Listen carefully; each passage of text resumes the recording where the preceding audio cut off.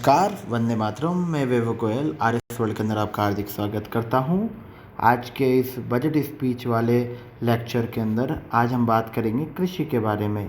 15वां point, राज्य की अर्थव्यवस्था का आधार किसान है। ये बात हम सभी को पता है कि हमारा भारत देश कृषि प्रधान देश है और कृषि के माध्यम से भारत उत्तरोत्तर गति की ओर अग्रसर है। आज़ादी के 7 दशकों बाद भी खेती करना फ़ायदे का सौदा नहीं माना जाता है। किसान को उसका पैदावार का जो माल है उसका पूर्णतः सही दाम नहीं मिल पाता है। 16वां पॉइंट, किसान की पहली चुनौती भूमि का उपजाऊपन और खेती के लिए आवश्यक गुणवत्तापूर्ण बीज, खाद एवं धनराशि की सही समय पर उपलब्धता है। हम इस बात को मान सकते हैं कि यदि किसान को सही समय पर बीज, खाद और कीटनाशक इन तीनों चीज़ों की आपूर्ति संभव हो पाए तो किसान बहुत अच्छे से खेती कर पा सकता है। इसके लिए सरकार ने कई काम स्टार्ट किए हैं कि किसानों के लिए उपज को विपणन, मंडी और भंडारगृह तक पहुंचाना और उसका उचित मूल्य प्राप्त करना चुनौती है। इस मामले को ध्यान में रखते हुए ईज़ ऑफ डूइंग फार्मिंग की तरफ सरकार ने पहल की है। 17वां पॉइंट, किसान भाइयों के लिए ईज़ ऑफ डूइंग बिजनेस की तर्ज पर ईज़ ऑफ डूइंग फार्मिंग की ओर पहला बड़ा कदम उठाते हुए उन्होंने 1000 करोड़ रुपए के कृषक कल्याण कोष के गठन की घोषणा की है। इस प्रकार से 1000 करोड़ रुपए कृषक कल्याण कोष में दिए जाएंगे। ये बहुत इंपॉर्टेंट पॉइंट है और आने वाले एग्ज़ाम के अंदर ये बहुत ज़रूरी हो सकता है।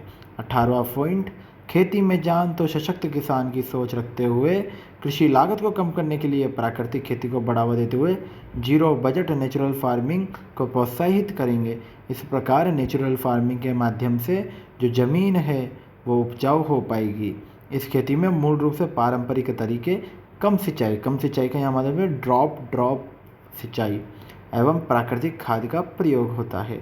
योजना का प्रारंभ सबसे पहले बांसवाड़ा, टोंक एवं सिरोही जिले की 36 ग्राम पंचायतों के 20,000 किसानों को शामिल करते हुए किया जाएगा। यह हमें याद रखना है कि ये जो 3 ज़िले हैं बांसवाड़ा, टोंक एवं सिरोही, ये इनके 36 ग्राम पंचायतों में 20,000 किसानों को शामिल करते हुए किया जाएगा। 19वां पॉइंट, राज्य में मांग के अनुरूप उर्वरकों की पर्याप्त आपूर्ति हेतु वित्तीय वर्ष 2019-2020 में 1 लाख मीट्रिक टन DAP एवं 2 लाख मीट्रिक टन यूरिया का अग्रिम भंडारण किया जाएगा। यह बहुत ज़रूरी है। जिस प्रकार यदि यूरिया की हमें आपूर्ति सही समय पर और सही मात्रा में हो पाती है तो पैदावार बहुत अच्छे से हो पाएगी। 20वां पॉइंट, सबसे इम्पोर्टेंट पॉइंट, कृषि ज्ञान धारा कार्यक्रम। इसका मतलब उन्नत कृषि तकनीक को सहज एवं सरल तरीके से किसानों तक पहुंचाने के लिए इस कार्यक्रम के तहत कृषि खंड स्तर पर बहु उपयोगी किसान मेलों, गोष्ठियों एवं प्रदर्शनियों का आयोजन किया जाएगा, जहां पर किसान आकर अपनी जो भी प्रॉब्लम्स हैं वो वहां शेयर करके अपनी पैदावार को बहुत अच्छे से आगे बढ़ा सकते हैं। इस पर सरकार 2 करोड़ का व्यय करने की कोशिश में है। राज्य में फव्वारा खेती एवं बूंद बूंद सिंचाई को सरकार द्वारा बढ़ावा दिया जा रहा है और हम मानते हैं कि जल ही जीवन है। जल को संचित रखना हमारी बहुत बड़ी आवश्यकता है।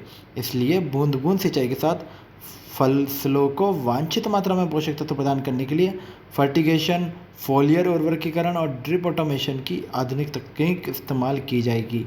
और सबसे इम्पोर्टेंट बात, हमारा जो माल तैयार होता है उस माल को एक्सपोर्ट करने के लिए एक फूड प्रोसेसिंग व्यवसाय एवं निर्यात प्रोत्साहन नीति बनाई जाएगी। यदि हम प्रोत्साहित किसी व्यक्ति को कर पाते हैं तो हम हमारे यहाँ के माल को बहुत अच्छे से बाहर भेज पाएंगे। सहकारिता, जिसे हम कोऑपरेटिव के नाम से भी जानते हैं, उस बारे में अब बात करते हैं कि राज्य सरकार ने प्रदेश के किसानों के लिए फरवरी 2019 से किसान सेवा पोर्टल शुरू किया है, जिसका अब तक लगभग 50 लाख किसान उपयोग कर चुके हैं। ये बहुत बड़ी बात है कि 50 लाख किसान आज इस पोर्टल पे अपने आप को रजिस्टर कर चुके हैं। 24वां पॉइंट कि सरकार ने अभी 8,000 करोड़ की माफ़ी का तो ऐलान किया था, लेकिन 2,000 ही उपलब्ध कराए थे पिछली सरकार ने। यह इस वाली सरकार का कहने का है। अब एक तरफ शेष रहे 6,000 करोड़ चुका के किसानों को ऋण माफ़ी का पूरा लाभ दिया जाएगा। मतलब जो 8 करोड़ माफ़ किए गए थे जिनसे 2,000 करोड़ आए, तब 6,000 करोड़ रख के पूरा जो माफ़ी का जो दायरा था वो पूर्ण किया जाएगा। 25वां पॉइंट, 30 नवंबर 2018 तक किसानों के बकाया रहे 9,513 करोड़ के अल्पकालिक फसली ऋण भी माफ़ किए जाएंगे। बिल्कुल, इससे 20,46,000 किसानों को ऋण माफ़ी की राहत मिली। और इस बात की खुशी है कि सरकार द्वारा 2 लाख के मध्यकालीन एवं दीर्घकालीन कृषि ऋण माफ़ करने से किसानों की 1,10,000 बीघा भूमि रहन मुक्त हो गई है। इतना जो कर्ज माफ़ किया गया है, इससे अब 1,10,000 बीघा जो भूमि है उस पर अब कोई कर्ज नहीं रह गया है। 26वां पॉइंट, वर्ष 2019-20 में केंद्रीय सहकारी बैंकों के माध्यम से किसानों को 16,000 करोड़ के अल्पकालीन फसली ऋण वितरण करने का लक्ष्य निर्धारित किया गया है। तो अब सहकारी बैंकों के माध्यम से 16,000 करोड़ के फसली ऋण वितरण किए जाएंगे आगामी इस फाइनेंशियल ईयर के अंदर। 27वां पॉइंट, कि राज्य के जो 700 से अधिक जीएसए जहाँ भंडारण के लिए गोदाम नहीं है उन सभी चरणबद्ध रूप से गोदाम बनाए जाएंगे। बिल्कुल। पशुपालन के बारे में बात करते हैं कि सरकार ने अपनी नीति के अनुसार आगामी 5 वर्षों में राज्य की 1,478 ग्राम पंचायतों पर नवीन पशु चिकित्सा उपकेंद्र खोले जाने प्रस्तावित है। कि जो हमारी 1,478 ग्राम पंचायत हैं उन पर नवीन पशु चिकित्सा उपकेंद्र खोले जाएंगे। सबसे इम्पोर्टेंट बात ये, आप 29वां पॉइंट बिल्कुल याद रखिए कि जोधपुर में एक नवीन पशु चिकित्सा एवं पशु विज्ञान महाविद्यालय खोला जाएगा। जोधपुर में एक नवीन पशु चिकित्सा एवं पशु विज्ञान महाविद्यालय खोला जाएगा। ये क्वेश्चन आ सकता है। 30वां पॉइंट, कि गोपालन विभाग के बजट में 145% की बढ़ोतरी की है। पूछा जा सकता है कि बढ़ोतरी गोपालन विभाग में कितने प्रतिशत की गई है, तो 145% की गई है। और सरकार जन सहभागिता एवं CSR फंड के माध्यम से सहायता उपलब्ध करवाने की दिशा में आवश्यक कदम उठाएगी। CSR फंड के माध्यम से, that is corporate social responsibility के माध्यम से। 31वां, आवारा पशुओं की समस्या से निजात पाने के लिए प्रत्येक पंचायत समिति में नंदीशालाएँ स्थापित की जाएगी, जिससे कई बार दुर्घटनाओं के माध्यम से जनधन एवं गौवंश की हानि हो जाती है। तो इस प्रकार वो नंदीशालाओं के अंदर शरण पा सकेंगे और इस प्रकार कोई भी आवारा पशु सड़क पर नहीं दिख पाएंगे। सार्वजनिक निर्माण इंफ्रास्ट्रक्चर डेवलपमेंट के बारे में अब हम आगे बात करने वाले हैं। जो सड़क तंत्र हमारी राज्य सरकार ने अभी तक विकसित किया है वो अपने आप में अतुलनीय है। आगे बात करते हैं।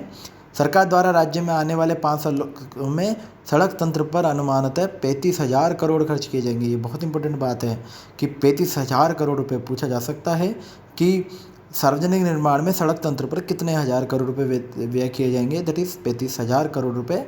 और इस वर्ष सार्वजनिक निर्माण विभाग के लिए कुल 6,037 करोड़ का प्रावधान प्रस्तावित है।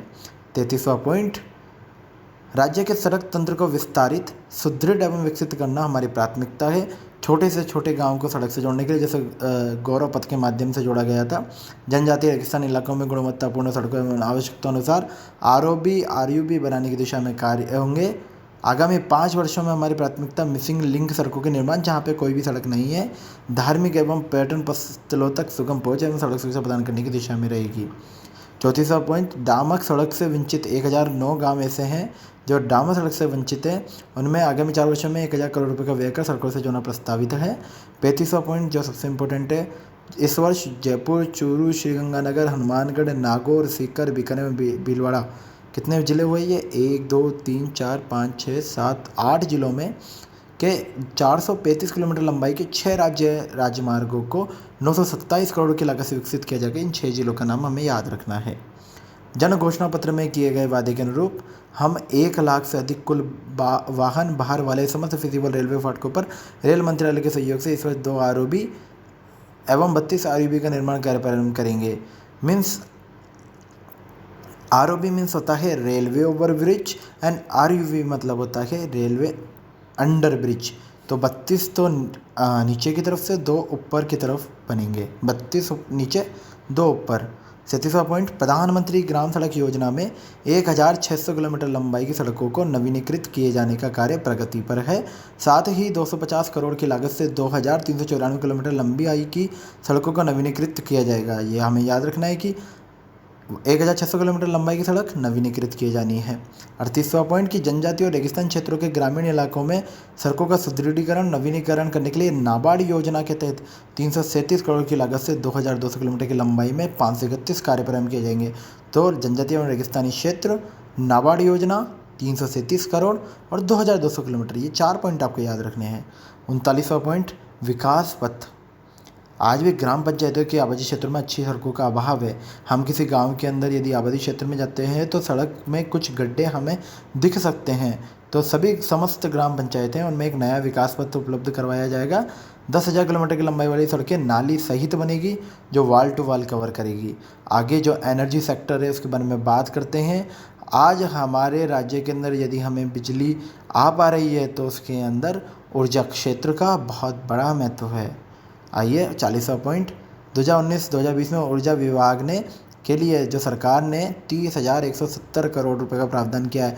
हर विभाग को कितना बजट प्रावधान किया गया है हमें याद रखना है कि ये पिछले वर्ष की तुलना में 11.41% अधिक है। ये जो परसेंटेज वाला मामला है ये हमें याद रखना है, 11.41%। 41वां पॉइंट, प्रदेश में बिजली उत्पादन की भावी ज़रूरतों को ध्यान में रखते हुए हमने 10 वर्षीय कार्य योजना बनाई है कि 10 वर्ष में हम किस तरह से आगे बढ़ेंगे। हमने पिछले कार्यकाल में छबड़ा एवं सूरतगढ़ में सुपर क्रिटिकल विद्युत संयंत्रों का कार्य प्रारंभ किया था, छबड़ा और सूरतगढ़, जिसमें से छबड़ा में विद्युत उत्पादन शुरू किया जा चुका है और सूरतगढ़ परियोजना से इस वित्तीय वर्ष में विद्युत उत्पादन प्रारंभ किया जा सकेगा। ठीक है, आगे बढ़ते हैं। 42वां पॉइंट है कि सरकार एक विस्तृत कार्य योजना बनाकर आगामी 7 वर्षों में परंपरागत स्रोतों से 6,000 मेगावाट का अतिरिक्त विद्युत उत्पादन क्षमता का विकास करेगी। यह परंपरागत स्रोत मतलब सोलार एनर्जी, यदि हम बात करते हैं विंड एनर्जी, हम बात करते हैं जियोथर्मल एनर्जी, इन सबसे 6,000 मेगावाट का अतिरिक्त विद्युत उत्पादन की क्षमता का विकास करना है। 43वां पॉइंट, हमारी पिछली सरकार की सौर ऊर्जा नीति से राज्य में 3,424 मेगावाट एवं पवन ऊर्जा नीति से 4,310 मेगावाट क्षमता की परियोजना स्थापित हुई थी। अब नई सरकार, ये जो सरकार है इसमें नवीन सौर ऊर्जा और नवीन पवन ऊर्जा नीति आने वाली है। राजस्थान में सौर ऊर्जा के विकास की अपार संभावना है। ये समय की मांग है कि हम सब मिलकर इस पर पूरी शिद्दत से कोशिश करें। यह हमारे मुख्यमंत्री जी का आह्वान है। 45वां, राज्य के वितरण निगमों के वर्ष 2022-2023 तक रिन्यूएबल परचेज ऑब्लिगेशन के लक्ष्यों की प्राप्ति के लिए 1,426 मेगावाट क्षमता की पवन ऊर्जा एवं 4,885 मेगावाट क्षमता की सौर ऊर्जा परियोजना को स्थापना किया जा रहा है। ये हमें याद रखना है। 46वां पॉइंट, जो 33 केवी सब स्टेशन है के समीप स्थित किसानों की अनुपयोगी भूमि पर सौर ऊर्जा के 500 किलोवाट से 2 मेगावाट तक के कुल 2,600 मेगावाट के सौर ऊर्जा संयंत्र आगामी 3 वर्षों में लगाए जाएंगे। आपको याद रखना, 500 किलोवाट से 2 मेगावाट तक के कुल 2,600 मेगावाट। इसके बाद 747 जो पॉइंट है कि 765 केवी का एक ग्रिड सब स्टेशन जोधपुर में स्थापित किया जाएगा।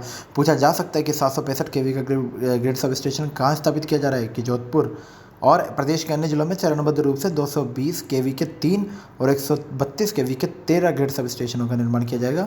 और इन ग्रिड सब स्टेशन जो GSS की बात की जा रही है, इन पर 2,378 करोड़ रुपए के व्यय की संभावना है। हमारी सरकार ने पूर्व में 1 लाख नवीन कृषि कनेक्शन जारी करने का लक्ष्य घोषित किया था, जिसे इस वर्ष के अंत तक पूरा करने के लिए हम प्रतिबद्ध है, यह मुख्यमंत्री जी का कहना है। 49वां पॉइंट ये इंपॉर्टेंट है कि प्रदेश में किसानों को कुसुम योजना के तहत चरणबद्ध रूप से सोलार पंप सेट उपलब्ध करवाए जाएंगे। हमेशा क्वेश्चन इसी तरह का आता है कि कुसुम योजना किस चीज़ से रिलेटेड है, तो कुसुम योजना किसानों को चरणबद्ध रूप से सोलार पंप सेट उपलब्ध करवाए जाने से रिलेटेड है।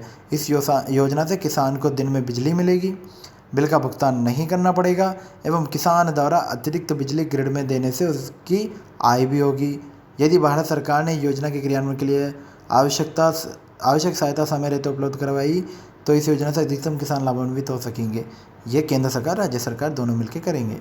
किसानों को बिना व्यवधान अच्छी गुणवत्ता की बिजली उपलब्ध कराने के लिए आगामी 4 वर्षों में कृषि कनेक्शनों के लिए पृथक फीडरों की स्थापना हेतु 5,200 करोड़ की योजना प्रारंभ की जाएगी। तो फीडरों के लिए 5,200 करोड़। 51वां पॉइंट, किसानों को रात्रि के स्थान पर दिन के 2 ब्लॉकों में विद्युत आपूर्ति उपलब्ध कराने के लिए 3 वर्षों में 33 केवी के सब स्टेशनों पर 600 नए ट्रांसफार्मर उपलब्ध किए जाएंगे। यह इतना जरूरी नहीं है। 52वां, विद्युत वितरण निगम में विद्युत छीजत को कम करने एवं मीटरिंग एवं बिल व्यवस्था में सुधार कर चरणबद्ध रूप से स्मार्ट मीटर लगवाए जाएंगे।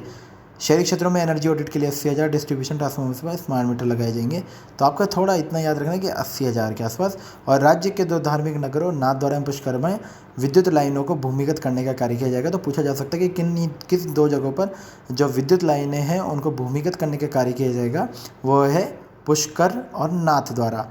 आज हमने ऊर्जा, सार्वजनिक निर्माण के बारे में और कई बारों में बात की। आने वाले समय में हम और आगे की बात करेंगे। इन्हीं शुभकामनाओं के साथ, वंदे मातरम।